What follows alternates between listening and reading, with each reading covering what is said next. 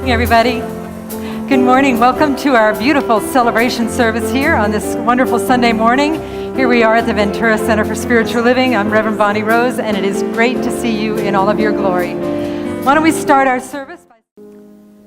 And so it is, and so we allow it to be as we rest in the spaciousness and listen to the words of our sacred reading. From the book of the month, Whatever Arises, Love That, by Matt Kahn. On behalf of the universe, I welcome you home to a space you never left, to reveal an eternal kingdom that has always existed within you. As new reality dawns, a timeless truth echoes throughout all dimensions to gently remind you, in every breath you take, love is always here.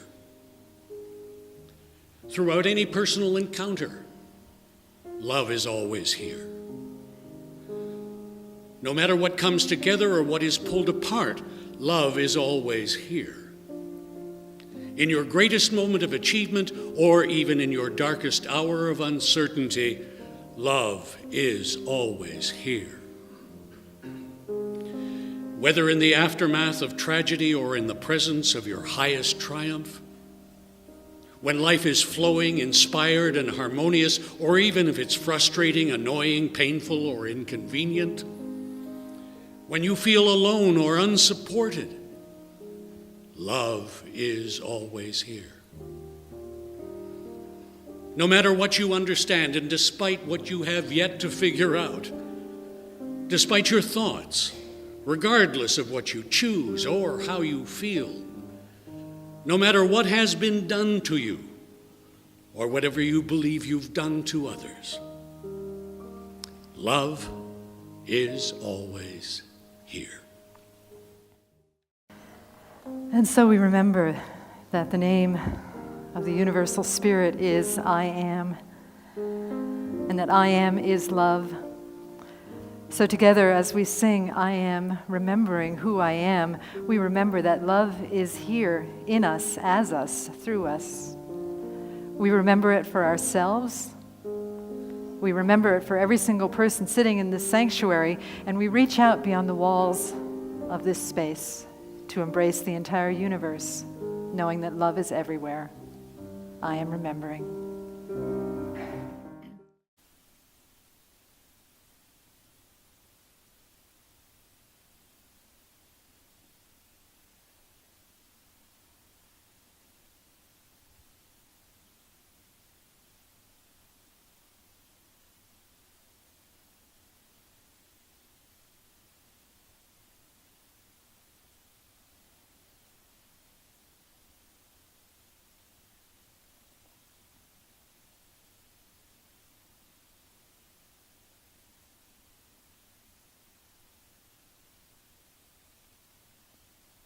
We rest in that eternal presence of love.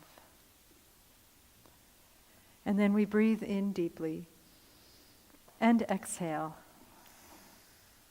opening our eyes in love with what is, as it is, and so it is.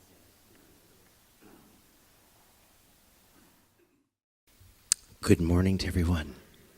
It's great to see you, as always. I'm extending an invitation through this song to come to that ultimate place of peace.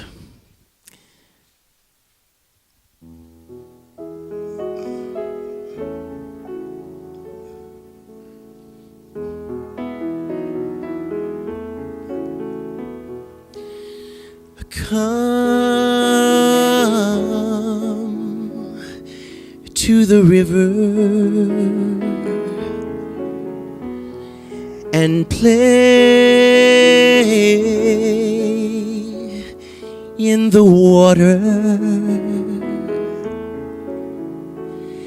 and drink of forever and be free.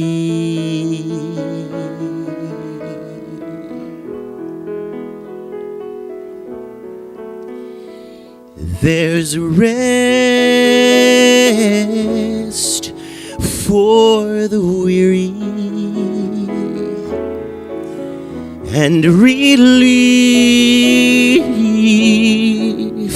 for the hurting. So come to the river and be healed.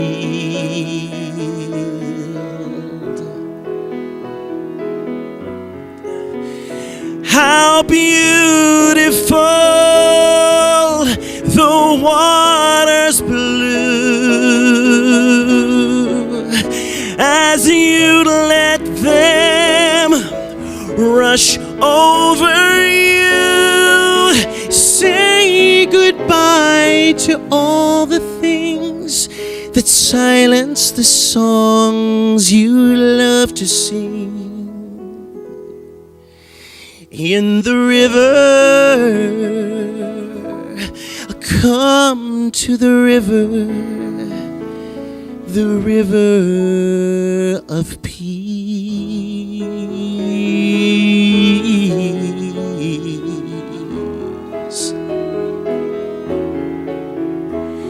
And come to this river and join in the laughter and dream of whatever makes you smile. Won't you come and stay a while? How beautiful the waters blue as you let them rush over you. Say goodbye to all the things that silence the songs you love to sing. In the river, come to the river. How beautiful the waters blue as you let them rush over you. Say goodbye to all the things that silence the songs you love to sing. In the river, come to the river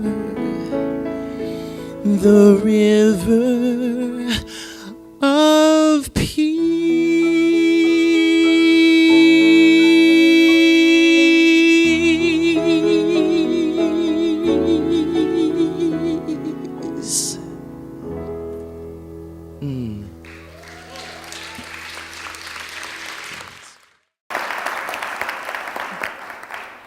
I want to start by reminding us that last week was Rosh Hashanah. So if you celebrate Rosh Hashanah, what is it? Lashana Tova? Did I say that right?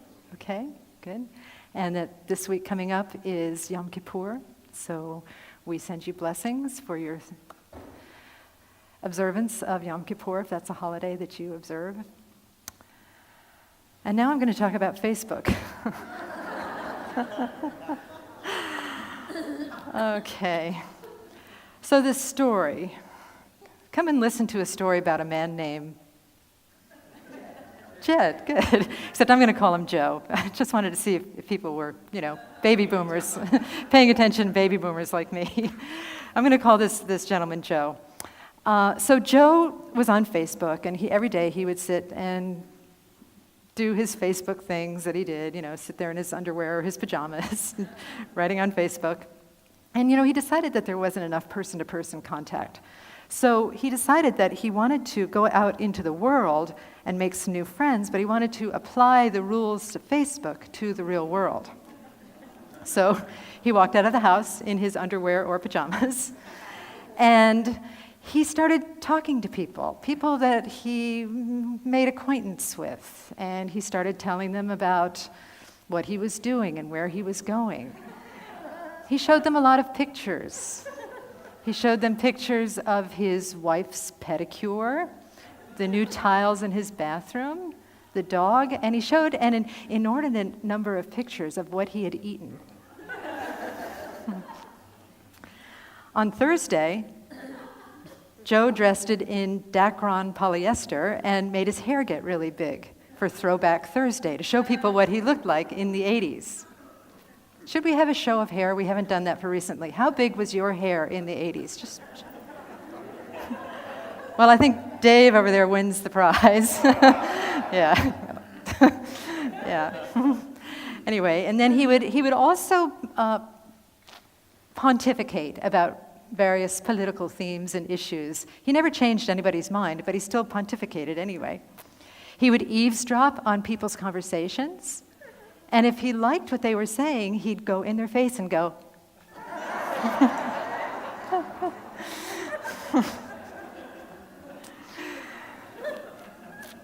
and you know what happened? It worked. He got some followers. After a week, he had 4 people following him. 2 police officers, 1 private detective, and a psychiatrist.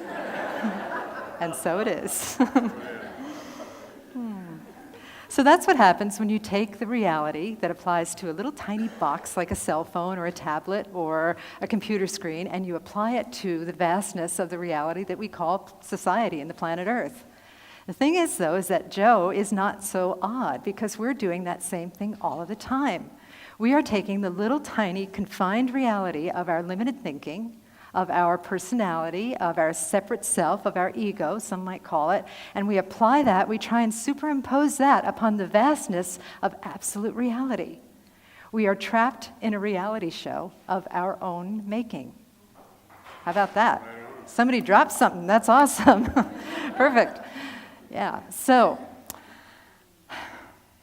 I am not sure that I am the right person to be speaking about reality shows. I really haven't seen that many of them. I've watched one, Dancing with the Stars, and I think I watched America's Got Talent once, right? And occasionally the Real Housewives are in the back of something else that I'm doing, like getting my hair cut or what have you. Real Housewives of, Pacoima, wherever they are. But it seems to me, in my observation of reality shows, whether it's a cooking reality show or a dressmaking reality show or a housewife reality show, is that they take people and they put them in a really stressful situation, and then we all watch what happens, right? We kind of watch them fall apart.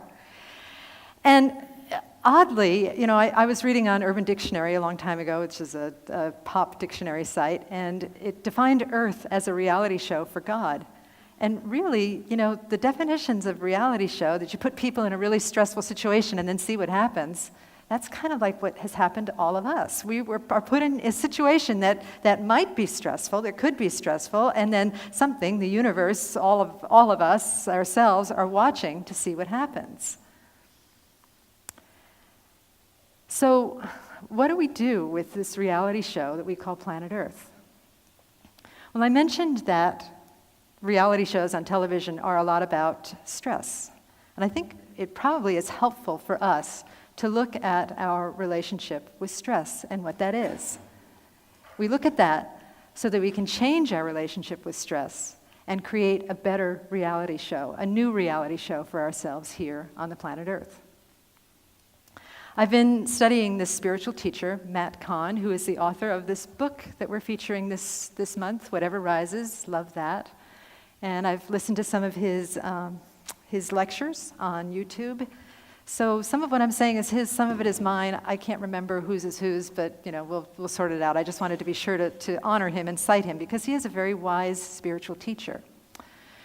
When Matt Kahn talked about stress in one of his lectures that he gave, he said that stress is something that we often define as something that happens or someone that happens to us, and it's happening out there, and it makes us feel something. He said that when we do that, we lose our capacity for freedom because we are making what happens out there or what happens in the other person responsible for the way that we feel.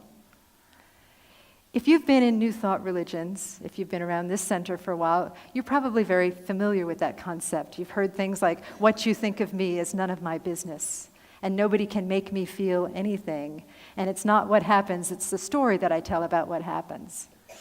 But I'll tell you, after listening to this lecture about him talking about how we are constantly projecting our stress outward, we're saying that this thing out here is causing my stress. I looked at my own life for several days and looked at how often I do that.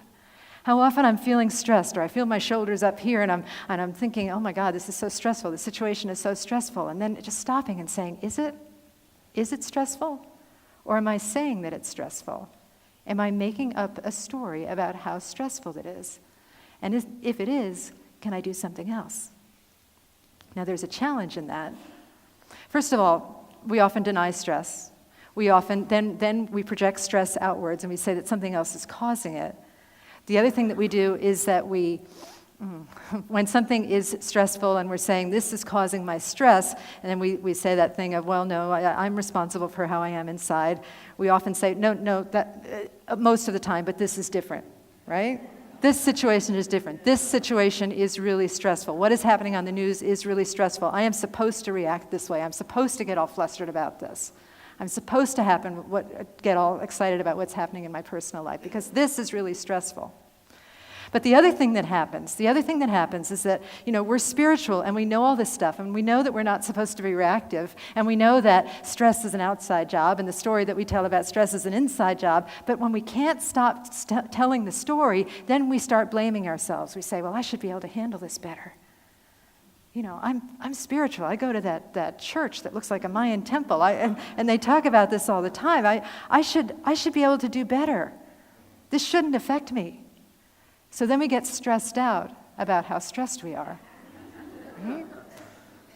And that creates what? More stress. Yes, thank you. Who was that over there who said stress? Like.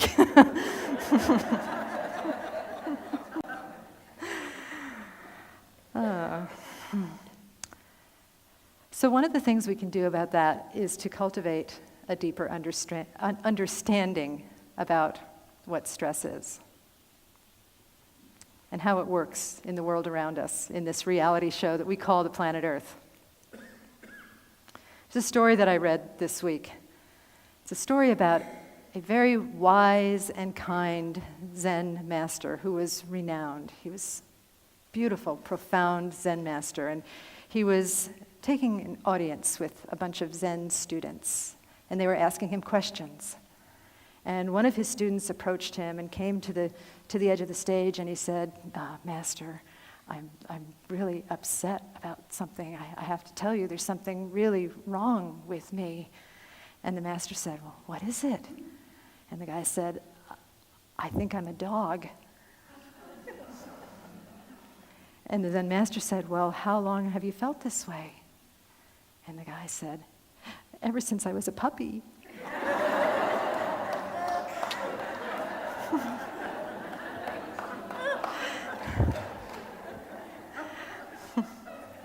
We just did the animal blessing yesterday, which was a wonderful success. 40 dogs all getting along. It was beautiful. But back to that thing, ever since I was a puppy. That story is a metaphor for something else. That story is a metaphor for that. We've had these beliefs about stress ever since we were a puppy. We believe, first of all, that stress is caused by something outside of ourselves or by someone outside of ourselves. We believe that that thing is responsible for our stress. We also have the support of the entire human race helping us believe that stress is caused by something outside of ourselves. All you need to do is turn on the news And there are tons and tons of stories about how we should be so upset and so stressed out by this thing that is happening right now. By this event, by what this person said, by all kinds of things that are happening outside of ourselves. The whole world and the media, which is surrounding us always on Facebook, on the television, on the radio, in our headphones, it's always telling us that, yes, you have a right to be stressed out. And we believe it. We believe it, and we've been believing it since we were a puppy.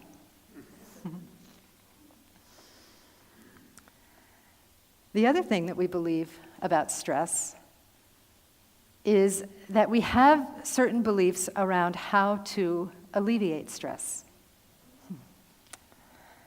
There's another story that I read. It's a story about a valiant, well-intentioned knight that had a little bit of ego.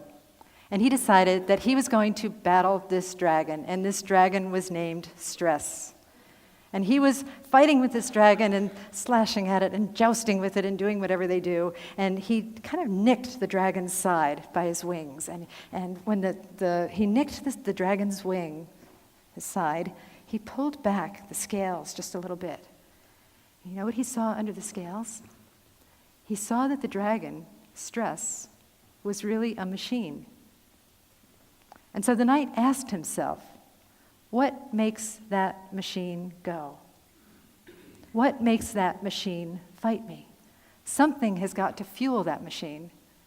And the answer that he got was, my story. And my story that I'm telling about this machine is what is fueling the machine.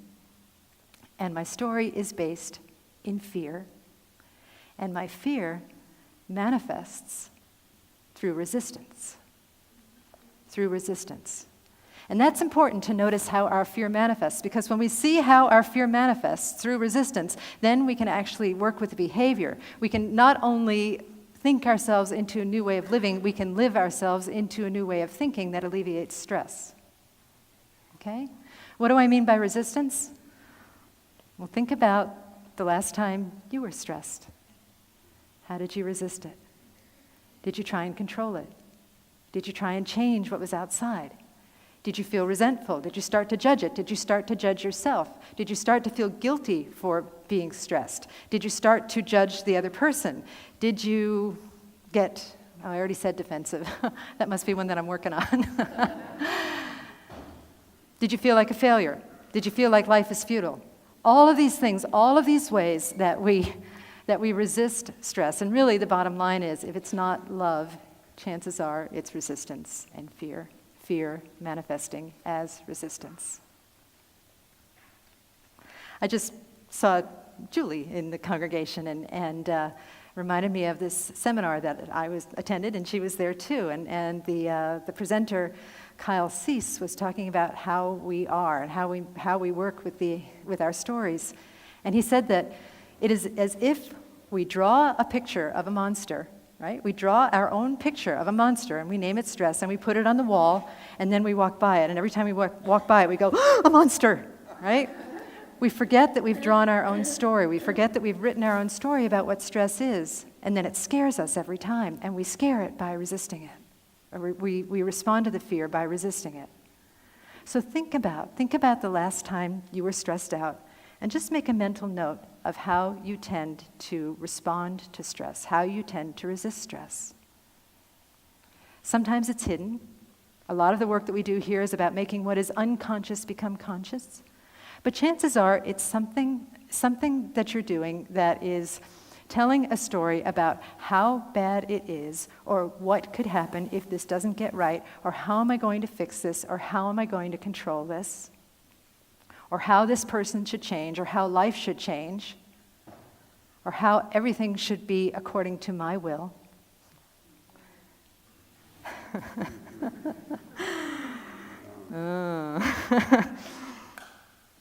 And then just look at that.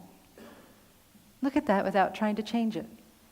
Just look at that and see what is operating as resistance in your life, and know that that resistance is fueling that machine that we call stress.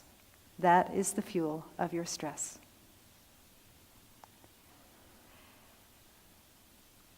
There has to be something else to do, though. There has to be an alternative. And it's not about trying to fix our stress. It's much more about doing the work of forgiving our stress. Rather than saying, if I was really spiritual, I wouldn't have any stress whatsoever. We say, wow, I am really spiritual and I have this stress coming up in my life, so I get to play with it. I get to forgive it and do new things with this thing that I once called stressful and horrible and awful. Instead of resisting it, instead of fighting with it, instead of trying to control it, instead of trying to slap it into submission, I'm going to do something else with it. So what are some things you can do when stress arises?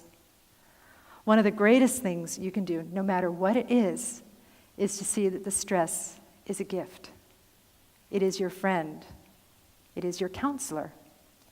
Stress is a clear sign from the universe that you are aligning with the will of the ego versus the will of the spirit. This isn't saying that you should be stressed. It just means that you're probably trying to control life, and if you step back just a little bit and say, I'm going to align with the will of spirit, help me to see this differently, then everything changes. It may take a while. It may not happen all at once. You may have to do it more than once. I get that all the time. I ask people, did you pray about it? Yeah, I did. Once. It didn't change. I prayed that one time, didn't change. But recognizing that stress is a gift to show you when you are out of alignment with the will of the universe and trapped in the will of your ego is a beautiful thing. Another way that we can forgive stress is to recognize that stress is a call to love. What if you were to say, I love you, to the things that stress you out? I love you because I know that you are happening for my highest good and for the highest good of all. Say, I love you to the things that stress you out. Not only the things that stress you out, though, the internal reactions that you have to stress. Remember when I gave that whole list of shoulds, how we should be too spiritual for stress, right? We should be better than that. We should know that what you think of me is none of my business, and we should know that it's not what happens, it's my story about what happens. What if you're stuck in a big old freaking story and you can't get out of it? Well, start to love the part of you that is stuck in the story, you know? And see what that story is about. Chances are it's because you're feeling afraid, you're feeling abandoned, you're feeling depressed, you're feeling alone. And then start to love the place in you that feels abandoned. One of my big ones is I don't want to be a failure. I don't want to be a failure. Anybody here want to be a failure? Right? Yes? Did I hear yes? We'll talk after church, okay? But I particularly don't want to fail in public. Hello! And that's why I keep picking, or these careers keep picking me, where I have to get in front of people and have the potential of failing in public. But there was a situation when I failed in public once. No. There are many situations where I fail in public, but more than the number of times that I've failed in public are far less than the times that I worry about failing in public, right? And so, yeah, familiar, right? What happens is like no comparison to what you think is going to happen most of the time.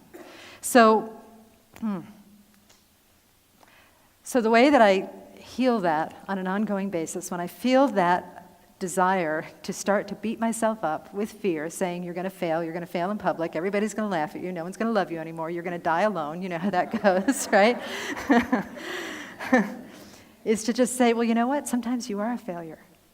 Isn't that awesome? Can you love that part of yourself too? Can you love the part of yourself that's a failure? Can you love the part of yourself that's a loser? The Biggest Loser, another reality show. Can you love that part of yourself that is petty and insecure and does really ridiculous things out of pettiness and insecurity? Can you love that part of yourself? Can you love that part of yourself? You can try, okay? Trying. Remember 2 weeks ago when I spoke, I said reward the try. Just start to reward the try. Start to try and love all the different parts of yourself that you have for so many years rejected, ever since you were a puppy, Okay? Look at the places within yourself where you are saying, this is not worthy of the kingdom of heaven. This is not worthy of love. And start to love that place within yourself. That's an amazing practice, because what happens, you think, oh, well, if I love this, it's just going to take over. It's going to get bigger. It's going to be wild and go crazy. But no, what happens is that if you start to love it, it settles down. It's almost like a little child having a nightmare. You know, we're having a little nightmare during the day about all of the bad things that can happen to us, all of the stress, all of the failure, all of the destruction, all of the everything. We're having this nightmare. And if your child were to come to you and say, I'm having a nightmare, would you reject them? Would you say, that's ridiculous, don't have that nightmare anymore, what's wrong with you, you should be more spiritual than that? No. No. You would hold them close and you would say, oh, everything's going to be okay. I love you, I love you, I love you, I love you, I love you. So practice that.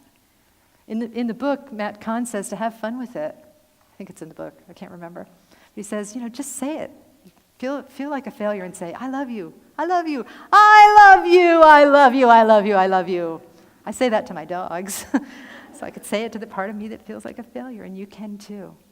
It's a beautiful practice that really is so powerful and opens your heart. And one of the reasons we want to open our heart is gets even better, something we can do, a new response to stress. Remember how I said that stress was a gift, where if you feel like you are stressed, it means that you are following the will of the ego, which wants to control everything, versus the will of the universe, which has the greatest good, including your good, in heart, mind, and being, right? Remember I said that just a few minutes ago? Well, one of the things that you can do when you're stressed is to recognize that it's a gift, to love yourself, to love what's stressing you, to love all of your reactions, and then call upon the highest will of the universe to guide you and to help you. Some people in this teaching will say, well, that's dualistic. I mean, I am one with God, and God isn't out there, God is in here. So I'm not going to call upon the highest will of the universe to help me. Yeah, good luck with that. The one became many so that the many could call back to the one to become one again. Did that make sense? It's really hard to explain, but that's what I know. I know that we are relational beings, and that yes, God is everywhere and God is in here. God is in here, but God is also out there. The universe is out there, the universe is in here, and sometimes we just got to get over our little stinky egos and call out to something to help us. Okay? You're going to do that? You're going to get over your little stinky egos and call out to something that helps us?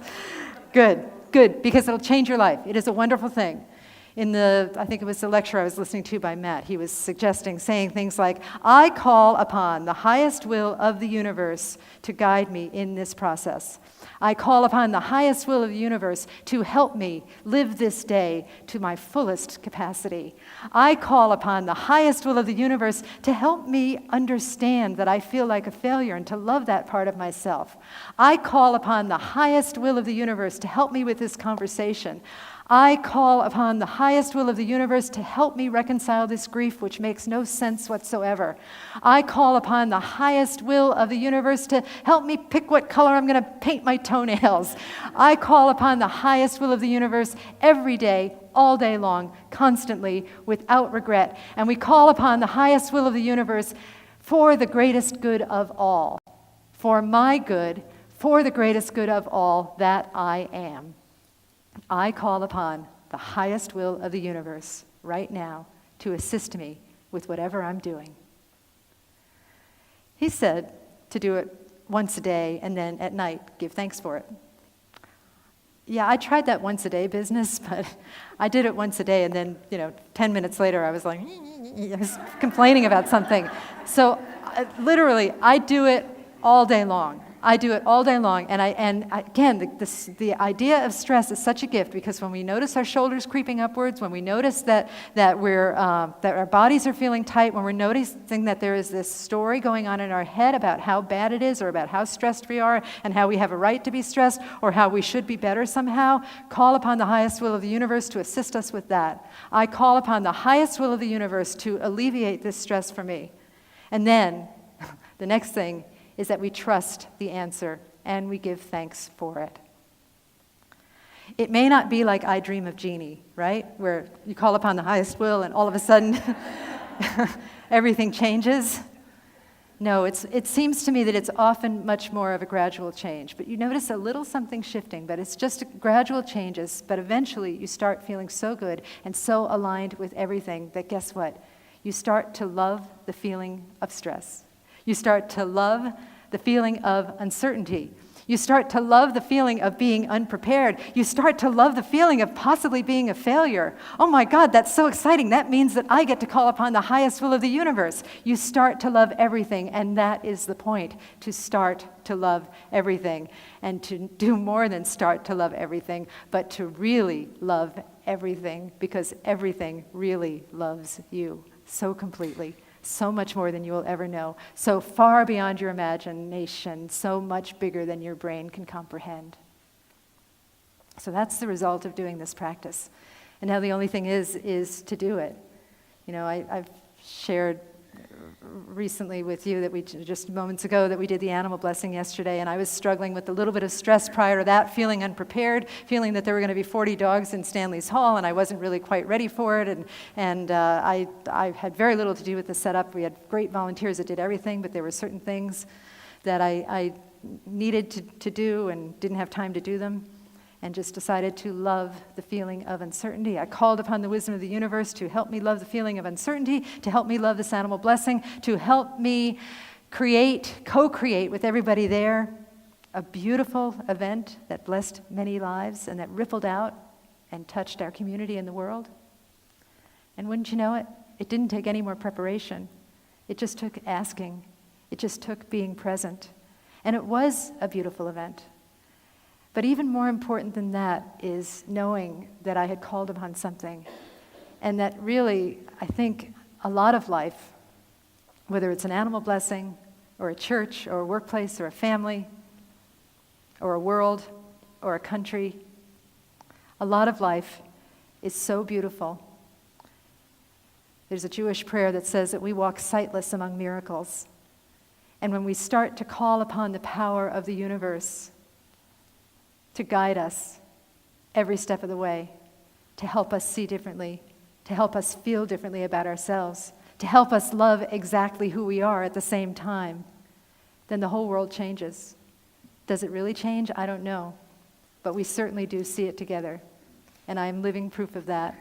And I want you to be living proof of that so that you can remind me when I forget, because I will forget. So again, will you call upon the highest will of the universe? Good, good.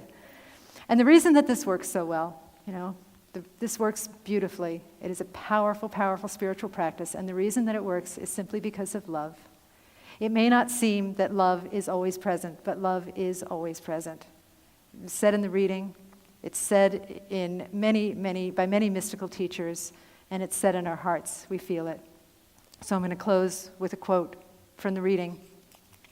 By the way, you can get these in the bookstore if you stop by. We have today's reading on a piece of paper if you want to bring it home with you. No matter what you understand, and despite what you have yet to figure out, love is always here. Despite your thoughts, regardless of what you choose or how you feel, love is always here. No matter what has been done to you or whatever you believe you've done to others, love is always here. We are living in a new reality show, and that reality show is the reality of love is always here. Let's play in that show right now. Let us pray.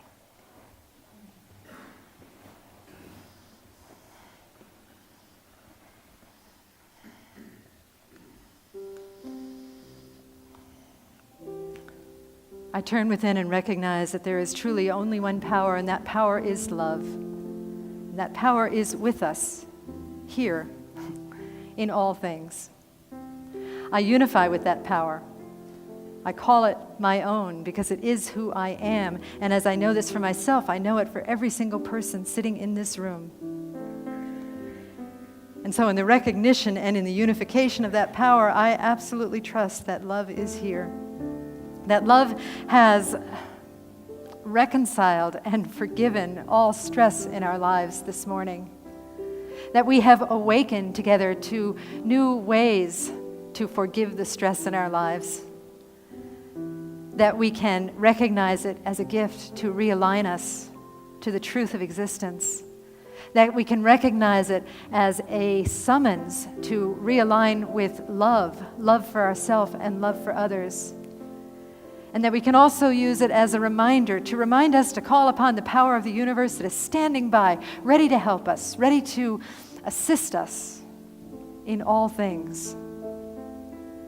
I am so grateful for the transformation that has taken place here today, for I know that lives are changed and life is unfolding perfectly, and that the work that we do here together, the spiritual work that we do here together, reaches out and blesses the world, because we do this work not only for ourselves, but for the good of all beings everywhere.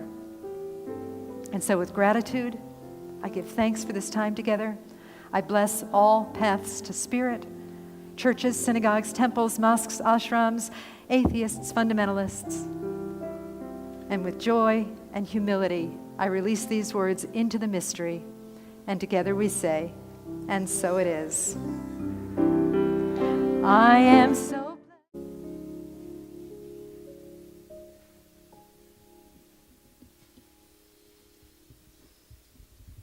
Thank you, Bonnie, for such a wonderful talk. It's fantastic. And we all know that we are certainly living in these moments where we've got to be reminded of what is real and what is the illusion.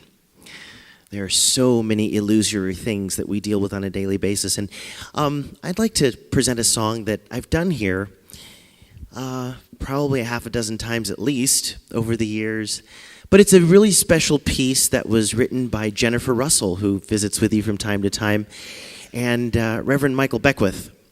The lyrics are actually a healing treatment prayer that he offered, and Jennifer was so taken with the truth of what he was speaking, she ran home, sat at the piano, and put those words to music. And they are absolutely timeless. For those of you who have never heard it before, I hope you agree. For those of you who have heard it before here, I know you love it, and I know you're in agreement with it. So just remember to take that moment and remember that in every breath that you take, spend some time with that which is real, that love that is absolutely you and all of us.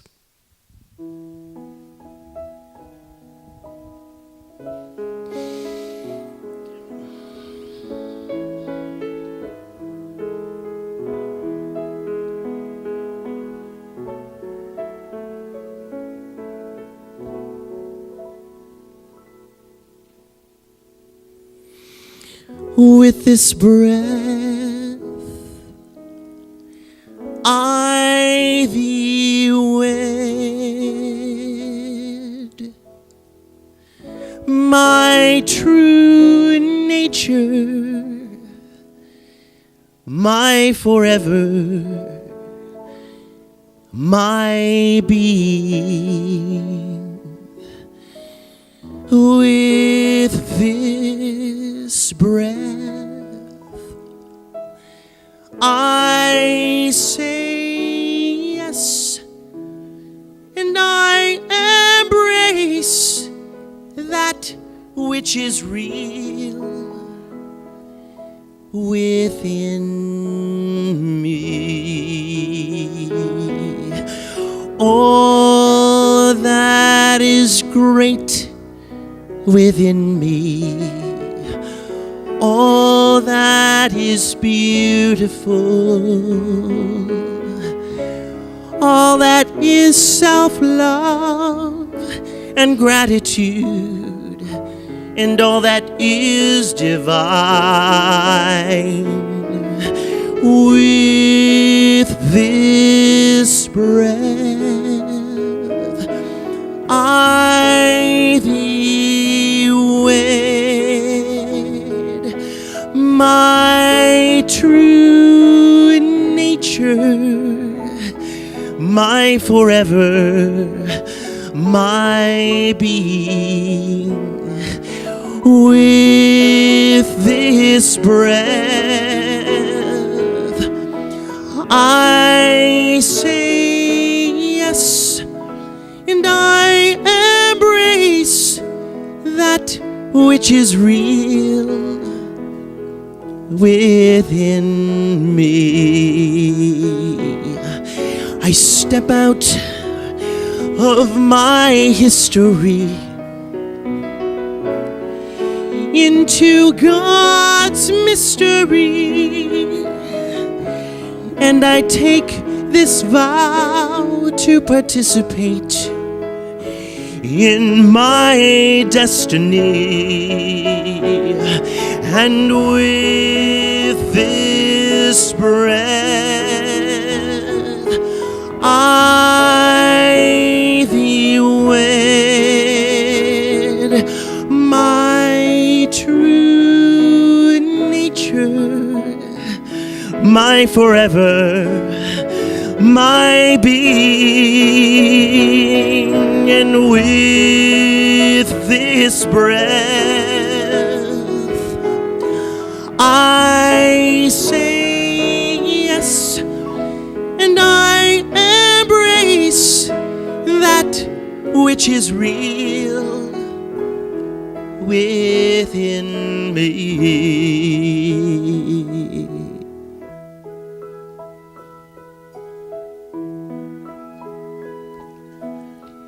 I catch the dew from heaven. I catch the sweet inspiration. I catch the dew from heaven. I catch the insights that free me from my intoxicated sleep.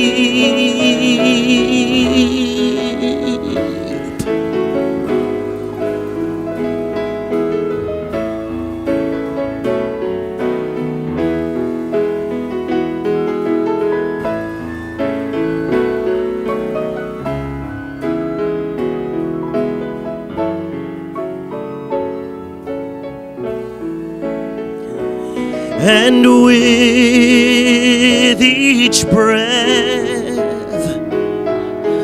I say yes, and I embrace, and I commit, and I pronounce that I am awake, and I am in love. I am in God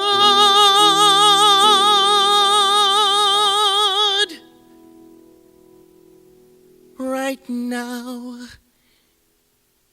and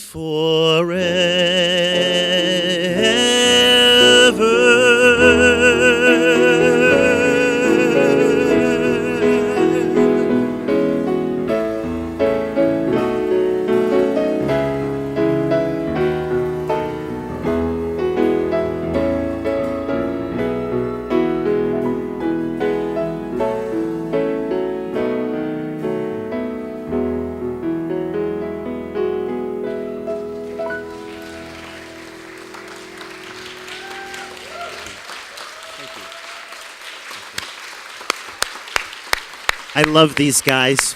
Give them some love, please. They're awesome.